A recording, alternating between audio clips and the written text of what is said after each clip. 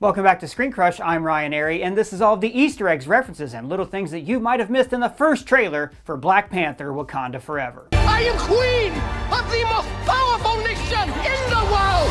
There is so much to explain in this trailer. How the filmmakers are going to handle the tragic death of Chadwick Boseman. Who is the new Black Panther? Who are the blue skin people? Who are these soldiers attacking Wakandans? And who is this new winged-footed badass flooding the most advanced nation on Earth? So let's break it down, baby. I am ready. Let's do this. The trailer is set to the song No Woman, No Cry by Bob Marley and the Wailers. It's a perfect choice for a few reasons. One, the ruling body of Wakanda is now all women. Shuri, Ramonda, Okoye, Ayo, and Nakia are all the main characters of the movie, and they're all mourning T'Challa. In this case, after the passing of the king, Wakanda is in a state of turmoil. The royal family doesn't have the luxury of mourning because there are outsiders who want to take advantage of T'Challa's passing to weaken Wakanda. Bob Marley, like Chadwick Boseman, also died young at the age of 36. So that cultural memory is entrenched in this trailer. The song is ultimately optimistic, saying that even though bad things have happened to us, the future is always bright. So we start off with Nakia looking out into the sea. Personally, I love this character, and I kind of hope that she's the one who becomes Black Panther at the end of the movie. You get to decide what kind of king you are going to be. Nakia is looking out to the sea, foreshadowing the arrival of Namor, but also notice that there is what appears to be a Mayan temple in the background, placing this scene on the shores of Mexico. Now, the actor who plays Namor, Tenoch Huerta, is Mexican, and we see the Atlanteans wearing what looks like modified Mayan headdresses. Now, we're going to talk about Namor and the Atlanteans in just a bit, but first, I gotta say, this is a pretty on-point redesign. The first Black Panther movie has strong themes about colonialism and exploitation of Africa by the West. You think your ancestors got these? You think they paid a fair price? Or did they take it like they took everything else? Don't scare me like that, colonizer. And then Mayan culture was erased by a right bastard named Cortez. So Wakanda and Atlantis are both these indigenous cultures who survived being purged by European colonizers. I have a theory about how that theme will factor into the movie's story that I'll go over in just a bit. Hey person, your face hair looks real nice. Did you go to the groomer? No, Doug, I am my own groomer. Sometimes it's hard for human guys like me to keep our bodies nice and groomed, but Manscape makes that easy. They're the sponsor of this video. What is a Manscape? Manscape.com is a global leader in men's grooming tools and hygiene solutions. They just sent me a bunch of stuff in their Platinum Package 4.0. Now, by far, my favorite thing in this package are these trimmers. This is the lawnmower body trimmer with ceramic blades and a skin-safe guard that keeps you from cutting your most personal areas. This trimmer is waterproof. It has an LED light so you can see in the shadowy nether areas where you might be trimming. It also has a charge meter, so I know just how much juice is left, plus it has a travel lock. You tap 3 times to make sure it doesn't accidentally turn on in a suitcase. And this package also came with 2 products to help with body odor protection. We have the Crop Preserver deodorant and the Crop Reviver ball toner spray. It's very refreshing. And I'm loving every minute of it! And we have the Weed Whacker nose hair and ear hair trimmer using the same skin-safe tech so you don't tug on your nose hairs. For a limited time, you get all of this plus 2 free gifts. We have the Shed Travel Bag and these Manscaped anti-chafing boxer briefs. And when you opt into their peak hygiene plan, you can get all of your favorite Manscaped product replenishments sent straight to your door, hassle-free. Just click the link in the description to get 20% off plus free international shipping, plus these 2 free gifts when you enter the promo code ScreenCrush at checkout. Next we see Queen Ramonda and Okoye walking into Shuri's lab. After the passing of T'Challa, I think their primary concern is going to be the recreation of the heart-shaped herb. Remember, the Panther goddess Bast first led the Wakandans to the herb, and then the Wakandans cultivated the herb for thousands of years till Killmonger came along. So when it comes time for another king, we will be ready. Burn it all! So now, maybe Shuri is trying to synthesize the heart-shaped herb or find traces of it around the world, so they can create a new Black Panther to protect Wakanda. So a little explanation on that. The Black Panther is the avatar of the Panther goddess Bast on Earth. Avatars like in Moon Knight? Yeah, kind of like that. And traditionally, the king is usually the Black Panther, but not always. In Civil War, King T'Chaka had already passed the mantle of Black Panther to his son, T'Challa, before he died. The Black Panther has been the protector of Wakanda for generations. Mantle passed from warrior to warrior. Now, the obvious choice to become queen is Shuri. Long story short, she was queen of Wakanda for a while in the comics. In T'Challa's absence, her actions actually led to war with Atlantis, which I'm going to go over in just a bit. Next, we see Ramonda on the throne, probably as a steward more than a queen. Remember, Wakandans choose their successors through trial by combat. Is this your king? Huh?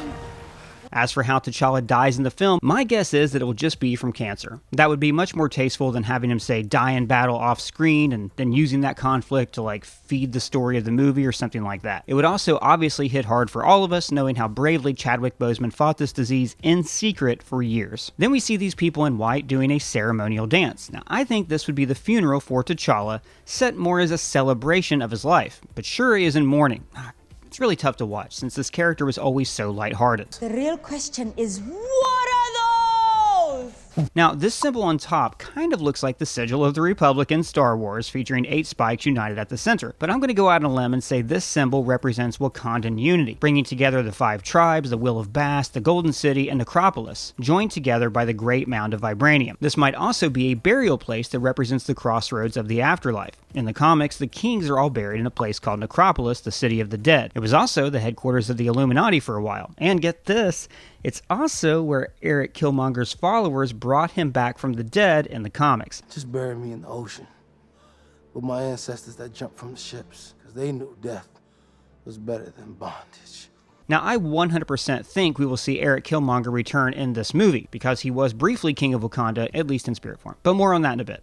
Good friends we have, and good friends we've lost. Next, we see Shuri's lab at sunset with the Golden City in the background, again putting the pressure on her to become the new queen, or to find a replacement for the heart-shaped herb. Now, this next shot is very interesting. It's the Dora Milaje all taking up different positions in front of relief sculptures. Now, I have 2 thoughts on what this room could be. First of all, in the comics, the Dora Milaje are a little bit different. They're women from all the tribes of Wakanda who are meant to be potential wives for the king. Now, the king would never choose any of them because it would mean that he was favoring one tribe over another. Point is, they represent the tribes of Wakanda in a special way that is tied to royal court. This could be the same here, with these women occupying sculptures unique to their tribe. If that's the case, then this could be some sort of trial the Dora Milaje are holding for one of their own. A little later in the trailer, we see the great Michaela Cole wearing blue Dora armor, facing off against her sisters. She is playing the character Anika. Now, in the comics, Anika trains the Dora Milaje how to fight. She killed the chieftain of a village who was abusing the women there, and so she was sentenced to death by Queen Ramonda. But she's also in love with Ayo, who rescues her from death, and they steal this blue Midnight Angel armor. Now, during this time, there was a lot of unrest in Wakanda following 2 wars, Thanos' invasion, Namor's attack, etc. So, the 2 of them went around liberating women from these warlords and formed their own kind of rebelling nation against the throne. So I think we'll see a similar power vacuum in this movie, with T'Challa's death causing many people to seize power and stirring up unrest among the people. So that's one theory for this room. But then, if you translate the Wakandan text, you get a different story. It reads, "In power, T'Challa, our hero, in honor, forever." And the bottom columns spell out Golden City and Kingsguard. So this could be a kind of tomb for T'Challa, or they simply altered the council chamber in honor of the fallen king. This tree is the same one that we saw in the Wakandan afterlife. Next we go to another woman looking into the sea, Queen Ramonda. I was always under the impression that Wakanda was a landlocked country beside Lake Victoria, but maybe now since they're being attacked by a race that lives in the ocean, they've altered that. She looks into the sea, which brings us to the birth of Namor. So here's a little background on Namor from the comics, because this will tell us exactly what we can expect to see from him in the MCU. Lord Namor of Atlantis is the Prince of the Deep. Now, it's tempting to say that Namor the Submariner is like Marvel's Aquaman, but it's actually the other way around. Namor first appeared 2 years before Aquaman in Marvel Comics #1. That's right, he and the original Human Torch were the very first Marvel characters. Android Human Torch? Please explain. Oh, I'll get to that. So Namor, like Aquaman, is half human, half Atlantean. His father was captaining a ship called the Lemurian Star, which is actually an Easter egg in Captain America the Winter Soldier right here. Target is a mobile satellite launch platform, the Lemurian Star. Then he met Namor's mom and, you know. And along came baby Namor. He is the rare Atlantean who can exist outside of the sea for long periods of time. He's super strong, can obviously swim really well, and has these little wings on his feet that allow him to fly. And most of the other Atlanteans are blueskins, so Namor never quite fit in with them or the surface world. This imbalance between the sea and the land makes him just a little bit crazy. Like physically, it drives him insane. Sometimes he's very, very good, and other times he becomes very, very bad. He's also traditionally much more of a prick than Aquaman. Namor always carries a royal air about him, like he's better than everyone else. Now, in Aquaman's early comics, he was very happy-go-lucky. My ability to talk with fish is of no help, Wonder Woman. Writer Peter David reinvented him to have long hair, a beard, and well, really just act more like Namor, giving him a chip on his shoulder. And Jason Momoa's Aquaman is more of a bro. Everybody smile. So there's lots of room here to draw distinctions between these two characters. And get this, Namor is also a mutant.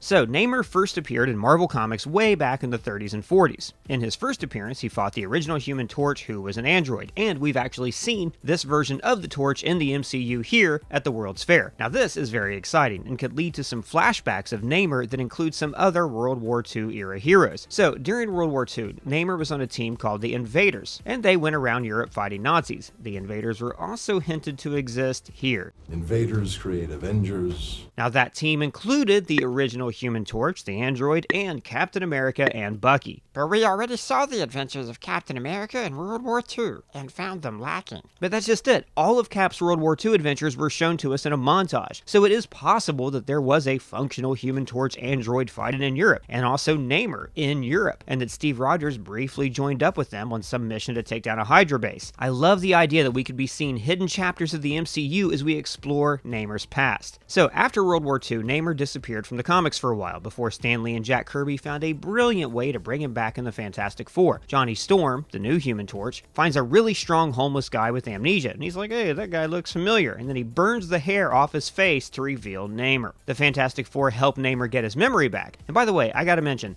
Namor really wants to bone Reed Richards' wife, Sue Storm. He's like Arnie Ziff, constantly asking her to leave him and to go with him to Atlantis to become his queen. So Namor goes back to Atlantis, sees that it's destroyed, blames humans, and then attacks New York with a tidal wave, until his crush Sue talks him out of it. And this is pretty much how Namor's career works. He gets really mad, he acts out, and then he becomes a hero for a while, even joining the Avengers and the Defenders for long stretches. Next we go to another woman looking into the sea, Queen Ramonda. I was always under the impression that Wakanda was a landlocked country beside Lake Victoria, but maybe now since they're being attacked by a race that lives in the ocean, they've altered that. She looks into the sea, which brings us to the birth of Namor.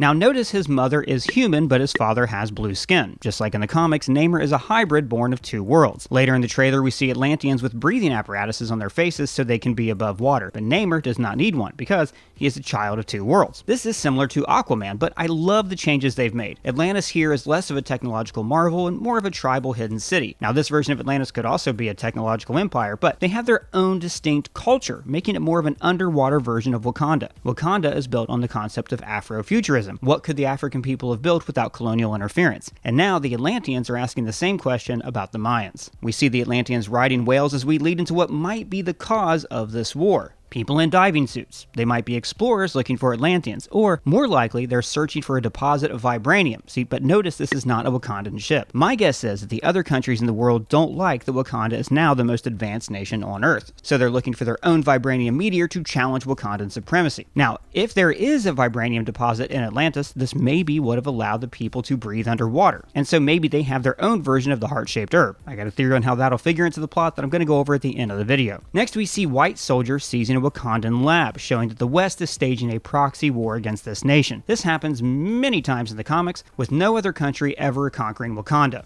except for Atlantis. Next, we see Ramonda in the throne room that has been flooded by Namor, like in the comics. These fires stretching upwards are reminiscent of Killmonger's destruction of the heart-shaped herb in Black Panther 1. In both cases, we're watching one of the country's most honored institutions be destroyed. Next, we see Shuri meeting Riri Williams, who's getting her own Disney Plus show, Ironheart. In the comics, Riri Williams was a brilliant student at MIT who, long story short, ended up cobbling together her own Iron Man suit and being mentored by a hologram of Tony Stark, who was dead at the time. The origin has obviously been tweaked for the movies and show. Riri is now in Wakanda, maybe as part of a guest scholarship program or something like that. You will spearhead the science and information exchange. You're kidding. And she'll be present when all this trouble goes down, and she'll make a suit so she can help out. So this is going to be her origin story. The two of them greeting each other evokes this moment when T'Challa entered her lab in Black Panther. Really gets you in the feels, guys. Next, we see a flashback of a home being burned and Namor watching the flames with some underwater dwellers. So I'm going to guess that this is the human home where Namor grew up, decades ago, judging by this wagon out front. This is in keeping with his origin in the comics, where he was old enough to fight in World War II with Captain America. I'm guessing that the locals didn't like that there was a mutant baby with winged feet growing up here, so they burned his home, trying to get to him and his human mother. Afterwards, he went to live with the Atlanteans, kind of like the reverse of Eric Killmonger's origin, who was denied the chance to live among his own people. Next, we see a mirror shot of Namor coming out of the sea onto the shores of Wakanda. It shows that he was driven to the sea by violence, and now he has returned to the surface world to revisit that violence on the people who killed his mother. Again, mirroring Eric Killmonger. Next, we see Wakandans flying to the borderlands as M'Baku looks upward. My guess is that this is the Wakandans asking for aid against Namor, or or that maybe Namor's stolen some Wakandan ships. It might even be that this is them coming to deliver the news of T'Challa's passing to the Jabari tribes. And later we do see him on the shores fighting Namor as the Wakandan ships rain down fire on the Atlanteans. Notice the Atlanteans run for cover, but Namor stands his ground because he is invulnerable. And then, Angela Bassett brings it. And my entire family is gone! Have I not given everything? Interestingly, she says that both her children are gone. Is Shuri kidnapped by the Western mercenaries we see in the trailer who are storming a Wakandan lab? She might be telling this to Namor, or maybe even yelling at Everett Ross, since he represents the world's governments to Wakanda. Like I said before, the nations of the world are likely taking advantage of T'Challa's passing to get Wakandan tech, and Ramonda is showing that she is not backing down. Later we do see her in the UN, probably delivering a similar message. This memory of Chadwick Boseman is placed at his funeral, judging by the people in white playing drums. And the text reads, "The Panther King lives forever in us." Next we get a clear look at the Atlanteans wearing Mayan-inspired garb while standing on an overpass on the surface. And later we see Okoye getting ready to fight them in the same location. And check out Namor's giant throne, made of the jaws of some ancient prehistoric fish. Badass. Badass. It is badass. Shows this Atlantean culture has been around for centuries. And next we are back to Riri Williams making her own Iron Man armor, hammering out what is probably vibranium with a vibranium hammer. Now, if Shuri has been kidnapped or is missing at this point, then they would need Riri's technical expertise to help Wakanda. This is also meant to evoke Tony Stark creating his armor in a cave with a box of scraps. She breaks out a heart logo. Hey, like her name, Ironheart. That's right. Then we see a brief shot of Namor on the surface touching a mural of a sea serpent. Now notice it has blue scales. This is probably how Westerners interpreted his people, the Atlanteans, and he's shocked at how specious the surface dwellers are and how much they misunderstood his kind and demonized them. Then there's a few interesting flashes of shots. There's a Wakandan ship attacking police cars, and Okoye and the Dora Milaje fighting troops in Wakanda, like we're seeing Wakandans face off against threats from Atlantis, but also from the human governments. Here we see the Atlanteans getting ready to travel by whale, and this badass shot of the Dora leaping at them as they climb their walls. So like I said, it wouldn't surprise me if the governments of the world staged this war between Wakanda and Atlantis. Like maybe they discovered the Atlanteans, discovered their vibranium, so they told Namor some lies about Wakanda killing some of their people. And then after these two nations fight it out, the governments can seize whatever vibranium is left to become the new world power. And finally, we get this sting. And when I wake up... Now notice the lyrics here, when I wake up. This could be referring to when the nations of Wakanda and Atlantis wake up and realize they're being manipulated. Or when the Black Panther mantle wakes up from its rest. Or, given that the armor is gold-tinged, like Killmonger's, maybe he is resurrected and becomes a new Black Panther. This would be an incredible decision. Eric Killmonger is the best villain in the MCU and the most relatable. Having him become the Black Panther, like he briefly was in the comics, would give us a former villain who is trying to reform his ways and lead a nation. So I think it's likely that the Atlanteans have some version of the heart-shaped herb in their possession, and that they give it to the Wakandans. Then these two tribal nations will unite against the real threat that's pulling the strings. What threat is that? Well, I think the secret villain of this movie is going to be a major villain from the comics. It's your mom. Well, that's all the Easter eggs that we noticed, but if you found any, let us know in the comments below, or you can @ me on Twitter. And if it's your first time here, be sure to subscribe and smash that bell for alerts. For ScreenCrush, I'm Ryan Arey.